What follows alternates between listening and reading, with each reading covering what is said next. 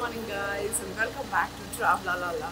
হ্যাঁ আজকে আমরা উদয়পুর ছাড়ছি আর আজকে আমরা যাব মাউন্ট আবু, কিন্তু তার আগে আমরা কয়েকটা খুব ইন্টারেস্টিং জিনিস দেখে নেব। একটা হচ্ছে হলদিঘাটে, যেখানে যুদ্ধটা হয়েছিল, ব্যাটল ফিল্ড অফ হলদিঘাট, এখানটা দেখবো। আমরা দেখবো কুম্ভলগড় ফোর্ট, আর দেখবো রানাকপুরাতে জৈন টেম্পল। তারপর চলে যাবো আমরা মাউন্ট আবু, দেখবো ওখানে আমাদের জন্য কি কি অপেক্ষা করছে। চলো না দেরি না করে, লেটস গো।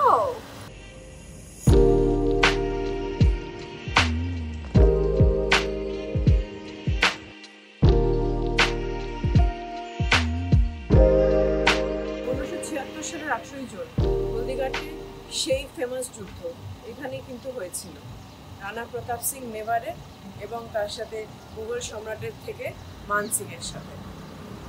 এই সেই হলদিঘাটের জায়গা, এবং এখানে আপনারা দেখবেন যদি একটুখানি এই মাটিতে একটু করা যায়, যেমন এখানে দেখানো হয়েছে, পুরোটা কিন্তু হলুদ। এবং এখানে একটা নোটিশও দেওয়া আছে। এখানে কিন্তু সবাই খুব গর্বিত, খুব অহংকার বোধ করে এই যে বীরতার জন্য। সত্যি এখানে এলে মনে হয় যে এই স্যাক্রিফাইসগুলো যে ওনারা করেছিলেন, ওনাদের যে কতটা ইন্টিগ্রিটি ছিল, এটা কিন্তু এখান থেকে বোঝা যায়। লোকে এখনও কিন্তু সেই জিনিসগুলো মনে রেখেছে। আজকে সকালে তাড়াতাড়ি বেরিয়ে পড়েছিলাম যাতে হলদিঘাটে এই ঘাটটা আমরা একবার দেখে যেতে পারি। চলুন এবার যাওয়া যাক নেক্সট ডেস্টিনেশন। আমি চলে এসেছি কুম্ভলগড় ফোর্টের সামনে একদম। এখানে টিকিটস কিন্তু রেট কম, 40 রুপিস পার অ্যাডাল্ট অনলি, যেটা একটু ভালো লাগছে দেখে। এটা আর্কিওলজিক্যাল সার্ভে অফ ইন্ডিয়ার আন্ডারে আছে। দেখতে পাচ্ছেন আমার পেছনে পুরো কুম্ভলগড়ের পুরো ওয়ালটা। এখন ভেতরে গিয়ে দেখব। গ্রেট ওয়াল অফ চায়নার কথা তো আমরা সবাই শুনেছি। গ্রেট ওয়াল অফ চায়নার যে দেয়ালটা, ওটা লংগেস্ট, এটা কিন্তু সেকেন্ডে আসে। কুম্ভলগড় ফোর্টের যে দেয়ালটা, যে প্রাচীরটা পুরো দুর্গটাকে ঘিরে রেখেছে, এবং তাছাড়াও দুর্গ এবং পুরো ওদের যে শহরটা যেটা ঘিরে রেখেছিল, এটা কিন্তু সেকেন্ড লার্জেস্ট। আর থার্ড লার্জেস্ট কিন্তু আমের ফোর্টের দেয়ালটা। চলুন উপরে গিয়ে আমরা দেখে নিই।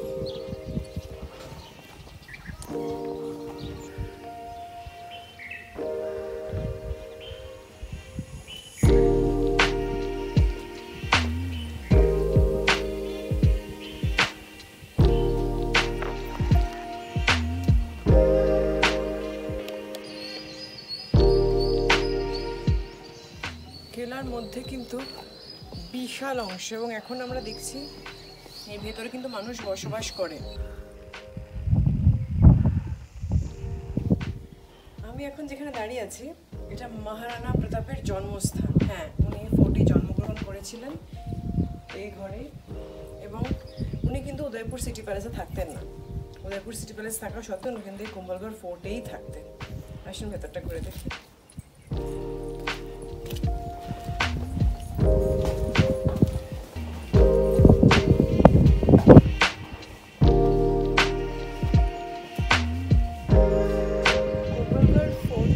বেশিরভাগ অংশই মানে একদম রুইন্স হয়ে গেছে, আর অনেক জায়গায় বন্ধ করে রাখা হয়েছে, জাস্ট বাইরে দিয়ে আপনি ঘুরে দেখতে পারেন।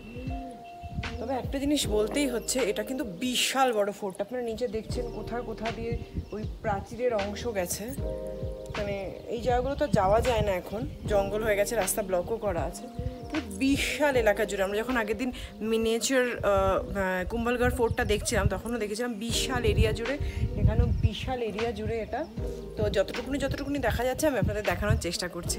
এখানে এলে কিন্তু খুব ভালো লাগবে। একটা কথা, কুম্ভলগড় ফোর্টে যেখানে গাড়ি রাখা যাবে, তারপর থেকে কিন্তু একটু চড়াই আছে, যেটা আপনাদের উঠতে হবে 10-15 মিনিটের মতো।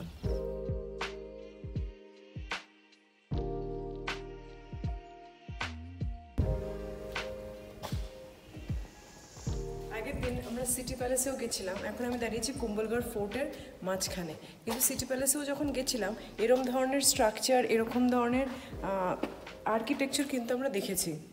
প্যাটার্নটা যেটা বলছি, সভা হতো, এই হতো, এখানেও কিন্তু সেম প্যাটার্ন আমরা যেটা দেখতে পাচ্ছি।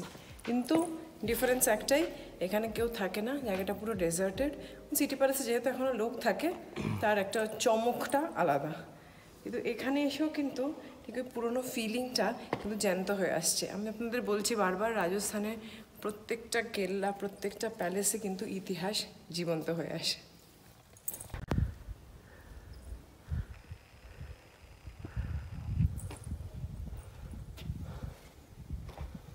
এতগুলো ঘর দেখলাম নিচে, এতগুলো করিডোর, কিন্তু জাস্ট এটাকে প্রিজার্ভ করে রাখার জন্য একটা করে জায়গায় খোলা আছে এবং একটাই সিঁড়ি ব্যবহার করার জন্য আছে, যেখানে আপনি উপরে এসে দেখতে পারেন। আমিও সুযোগটা ছাড়িনি, উপরে চলে এসেছি।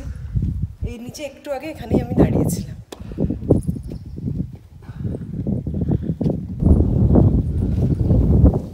মোটামুটি যেইটুকুনি দেখা যায় ঘুরে দেখলাম কুম্ভলগড় ফোর্ট। আর আপনারা দেখতে পাচ্ছেন এখন কিন্তু কেল্লার মধ্যে অনেক লোক থাকে, যতটা লোকাল ট্রাইবাল, কিন্তু কেল্লার মধ্যেও আগের মতনই এখনও কিন্তু লোকে বসবাস করছে। খুব খারাপ লাগছে দেখে যে অনেক জায়গায় আটকে দেওয়া হয়েছে, কিন্তু ইতিহাস তো আমাদের প্রিজার্ভ করে রাখতে হবে, তাই জন্য আটকে রেখা হয়তো একদিক দিয়ে ভালোই হয়েছে। খুব ভালো লাগলে এসে আপনারা কিন্তু অবশ্যই আসবেন কুম্ভলগড় ফোর্টে।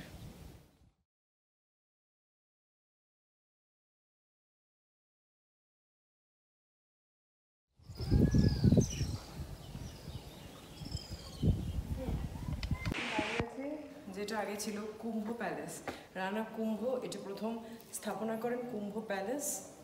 তারও আগে কেউ করেছিল, কিন্তু সেটা খুব ছোট ছিল, কিন্তু তারপর রানা কুম্ভ এটাকে বাড়ান আরও, এবং এটাই সেই কুম্ভ প্যালেস। এখানে মন্দির আছে, আমরা দেখতে পাচ্ছি একটা জুতোর র্যাক রাখা আছে যেখানে আপনি জুতো রেখে ঢুকতে পারেন, কিন্তু এটা অ্যাবান্ডেন্ড। আমার মনে হয় কোভিড-19-এর পর থেকে এই জায়গাটার অবস্থা আরও খারাপ হয়ে গেছে।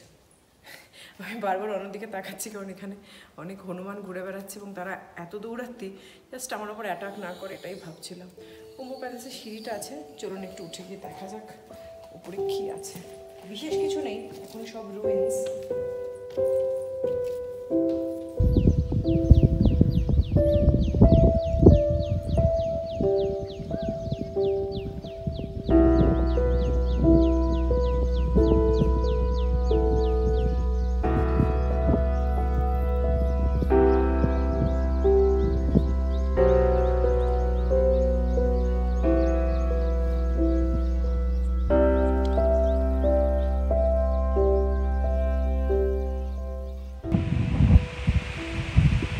হাওয়া দিচ্ছে এখানে, এবং আমার পেছন থেকে এই ভিউটা দেখতে পাচ্ছি, অসাধারণ লাগছে কুম্ভলগড় ফোর্টে। এই রাস্তা দিয়ে আমি নামছিলাম, নামতে নামতে পাশে এই ভিউটা অসাধারণ। আপনারা কিন্তু প্লিজ আসবেন এখানে, একটু কষ্ট করে হেঁটে উঠবেন, অসাধারণ লাগবে। দাঁড়িয়ে আছি রনকপুর জৈন টেম্পলের সামনে, ভেতরে ক্যামেরা অ্যালাউড না, আর মেয়েদের জন্য বলছি ওড়না মাস্ট। যেমন আজমির দরগাহ শরীফে ওড়না মাস্ট ছিল, এখানেও ওড়না কিন্তু মাস্ট। আপনি যাই জামা কাপড় পরে যান, ওড়না একটা মাথায় দিয়েই ঢুকতে হবে। কিন্তু একটা খুব ভালো ব্যবস্থা আছে, এখানে ওড়না রাখা আছে ফ্রিতে। আপনারা যারা ওড়না নিয়ে যাবেন না তাদের জন্য ওড়না প্রোভাইড করছেন, যেটা মন্দির থেকে বেরোনোর সময় ওনাদের ফিরিয়ে দিয়ে বেরোতে হবে। তো খুবই ভালো এখানকার ব্যবস্থা, কিন্তু মোবাইল নিয়ে ঢোকা যাবে না, তাই মোবাইল আমি বাইরে এসে আপনাদের ইয়ে করে বলছি আর কি, এখানে শ্যুট করে। এবং মোবাইলের টিকিটস দেবে 12টা থেকে 5টা পর্যন্ত, তাই জন্য আমাকে নিয়ে বাইরে দাঁড়িয়ে থাকতে হয়েছিল। কিন্তু এমনি জায়গাটা খুবই সুন্দর, ভেতরের আর্কিটেকচার, স্কাল্পচার অসাধারণ, এখানে না এলে কিন্তু মিস করবে।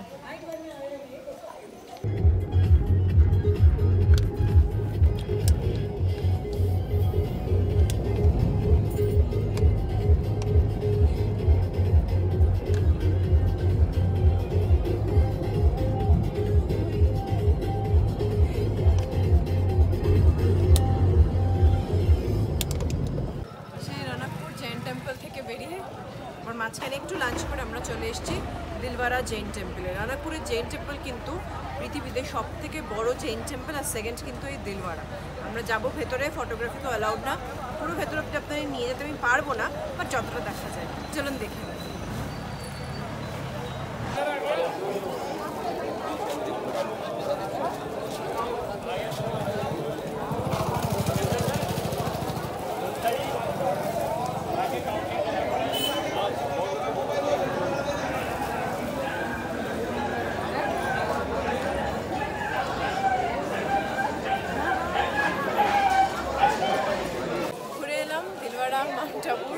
Jane Temple. তার আগে আমরা রানাকুড়া জৈন টেম্পল গেছিলাম। যেমন আপনাদের বলেছিলাম, রানাকুড়া জৈন টেম্পল কিন্তু ওয়ার্ল্ডের সব থেকে বড় জৈন টেম্পল, আর সেকেন্ড নাম্বারে কিন্তু দিলওয়ারা আসে। এই দুটো টেম্পলের মধ্যে সব থেকে ইম্পর্ট্যান্ট সেটা হলো মার্বেলের কাজ, অসাধারণ কারুকার্য ভেতরে করা আছে। আপনারা যদি আসেন বুঝতে পারবেন। রানাকুড়ার মন্দির যেমন সেরকম ভিড় ছিল না, আমরা অবশ্য অনেক সকালেও গেছিলাম, কিন্তু ভিড় সেরকম ছিল না। এখানে একটু ভিড় থাকা সত্ত্বেও আপনার কিন্তু মন্দির পরিদর্শনে কোনো অসুবিধাই হবে না। এবং এখানে মন্দিরে কোনো এন্ট্রি ফিস তো নেই, মোবাইল নিয়ে যাওয়া যাবে না। মোবাইল নিয়ে গেলে আপনাকে ক্লোক রুমে রাখতে হবে এবং সেটার দাম অনলি 50 টাকা। 50 টাকায় আপনি ক্লোক রুমে রেখে দিতে পারবেন মোবাইল, আর অসাধারণ লাগবে। প্লিজ প্লিজ অবশ্যই আসবেন দিলওয়ারা মাউন্ট আবু।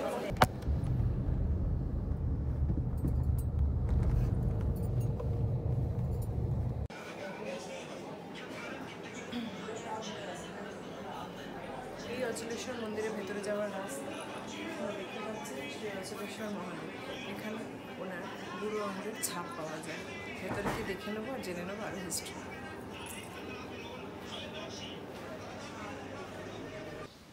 চলে এসছি অচলেশ্বর মন্দিরে। অচলেশ্বর মহাদেবের নামেই কিন্তু অচলগড় ফোর্টটি।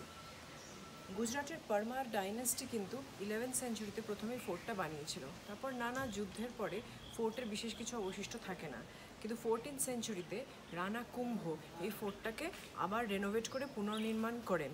কারণ এটা পাহাড়ের ওপরে, উনি যাতে নিজের শত্রুদের ওপর নজর রাখতে পারেন, সেই থেকেই ফোর্টটার নাম অচলগড়।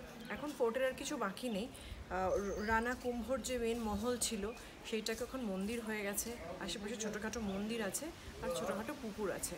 ফোর্টের ভেতরে সেরকম দেখার কিছু নেই, কিন্তু এই অচলেশ্বর মন্দিরটাতে দেখার আছে। আপনারা উপরে গাইড নিয়ে যেতে পারেন, তাতে 500 টাকা লাগবে জিপ নিয়ে। কিন্তু আমার শুনে মনে হয়েছে হয়তো অতটা কিছু দেখার নেই, আর প্লাস আমার টাইমও একটু কম আছে আজকে, তার জন্য আমি আজকে যেতে পারছি না। তা আপনারা চাইলে আসতে পারেন। আর এই অচলগড় মন্দিরে, এই অচলেশ্বর মন্দিরে কিন্তু মহাদেবের থাম্ব ইমপ্রেশন আছে। হ্যাঁ, ওনার বুড়ো আঙুলের ছাপ আছে, সেটাও আমরা দেখে নেব। চলে এসেছি বড় শিখার পয়েন্টে। এটা কিন্তু হাইয়েস্ট মাউন্ট আবু। এখানেও উপরে একটা মন্দির আছে, আপনারা চাইলে ট্রেকিং করেও যেতে পারেন, বাট আমি নর্মালি রাজস্থান হাইয়েস্ট। অনেক দোকানের মাঝে ছোটো ছোটো সিঁড়ি দিয়ে ওখানে যাওয়া যায়। আমি ভেবেছিলাম অনেকটা সিঁড়ি, অনেকটা না, বেশ অল্পই আছে। চলুন দেখে নিই মন্দিরে যাই।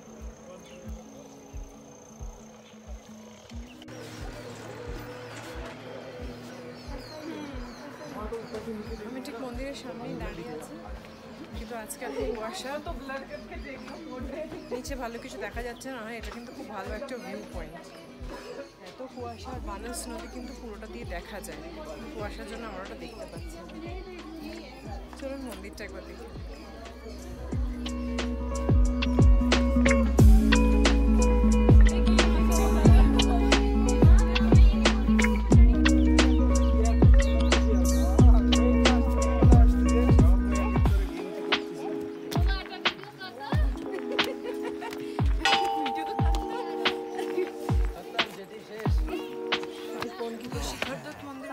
আরেকটা মন্দির আছে যেটা বেশ খানিকটা উঁচুতে, চলুন দেখি।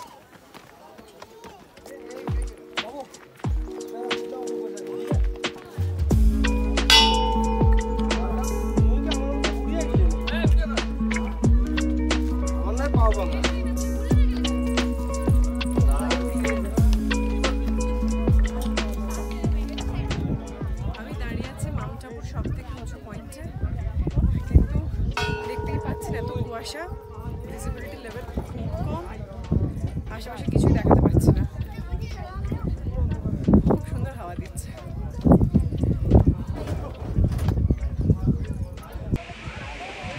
দাঁড়িয়ে আছে বড় শিক্ষার্থী মন্দিরের সামনে, যেখান থেকে অসাধারণ ভিউ করার কথা, ওখানে শুধু বাদলা কিছু করার নেই। কিন্তু উপরে এসে কিন্তু খুব ভালো লাগছে, এত সুন্দর হাওয়া দিচ্ছে, ওয়েদারটাও একদম ঠান্ডা হয়ে গেছে। পুরো শিক্ষার্থীদের মন্দির, জুতো পড়া হয়ে গেছিলো, মন্দির থেকে বেরিয়ে যাচ্ছিলাম, হঠাৎ দেখলাম মেঘ একটু সরে যাচ্ছে, একটু হালকা আপনাদের দেখানো যাচ্ছে, কিন্তু ওই সাইডটা দেখানো যাচ্ছে না, ওই সাইডটা এখনো কুয়াশায় ভর্তি। কিন্তু এখান থেকে কিন্তু বেশ টপ অফ দ্য ওয়ার্ল্ড একটা ফিলিং হচ্ছে। আমার মা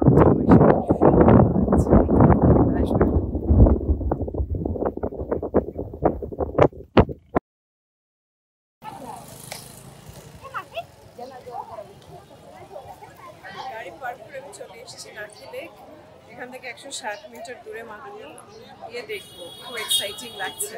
চলুন। আর মাউন্ট আবুর কিন্তু এটা একটা খুব ইম্পর্ট্যান্ট আর খুব সুন্দর টুরিস্ট স্পট।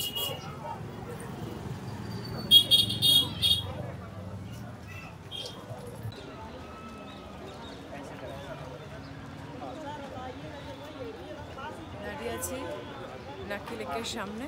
একবার मैं पिछली बार JCMC में आया था আপনি জানেন যে এই লেকটার কিন্তু একটা মাহাত্ম্য আছে।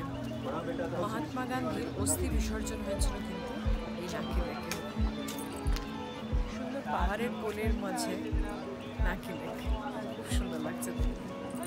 আপনারা চাইলে এখানে বোটিং করতে পারেন অথবা আমার মতন এমনি ঘুরে ঘুরে বেড়াতে পারেন।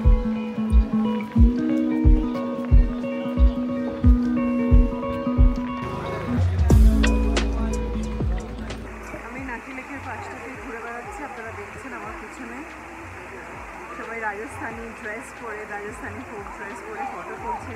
এখানে প্রচুর খাবার দোকান আছে, রেস্টুরেন্টস আছে, মানে একদম পুরো একদম মেলার মতন জমজমাট ব্যাপার। এখানে এলে এখানে আপনাদের খুবই ভালো লাগে।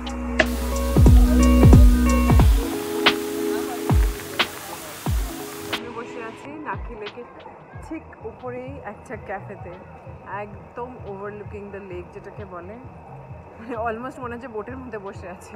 হাত বাড়ালেই আমি নাকি লেক ধরতে পারবো। এখানে জাস্ট এসে বসলাম এখানকার এনভায়রনমেন্টের জন্য। সুন্দর হাওয়া দিচ্ছে আর ভীষণ ভালো লাগছে, চারপাশে একটা খুব ফেস্টিভ মুড।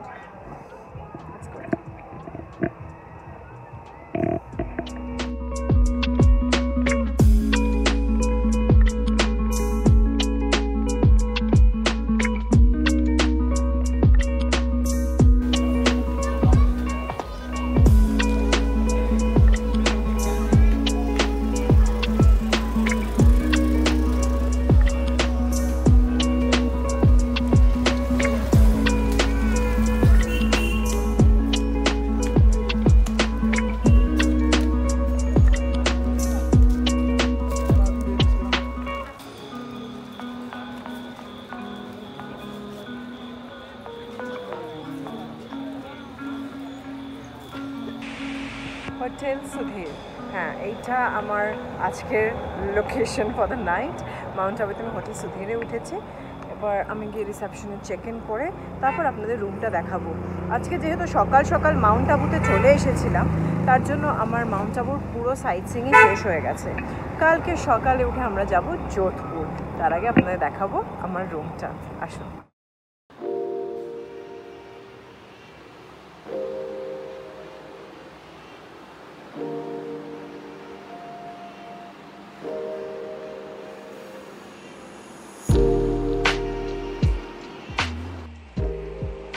দেখলেন আমার হোটেলটার রুমটা যথেষ্ট ভালো রুম। এটা আমার তো খুবই পছন্দ হয়েছে, মানে জয়পুর উদয়পুর থেকে এই রুমটা কিন্তু আমার পার্সোনালি একটু বেশি ভালো লেগেছে। তো আজকে I will call it a day. আজকে অনেকক্ষণ ঘুরেছি, অনেকক্ষণ ধরে জার্নি করেছি। কালকে সকালবেলা Jodhpur. Till then Travelala, good night. আর হ্যাঁ, প্লিজ ভুলবেন না আমার চ্যানেলটাকে সাবস্ক্রাইব করতে, লাইক করতে, শেয়ার করতে, আর যা মনে হচ্ছে প্লিজ কমেন্ট করুন। বাই।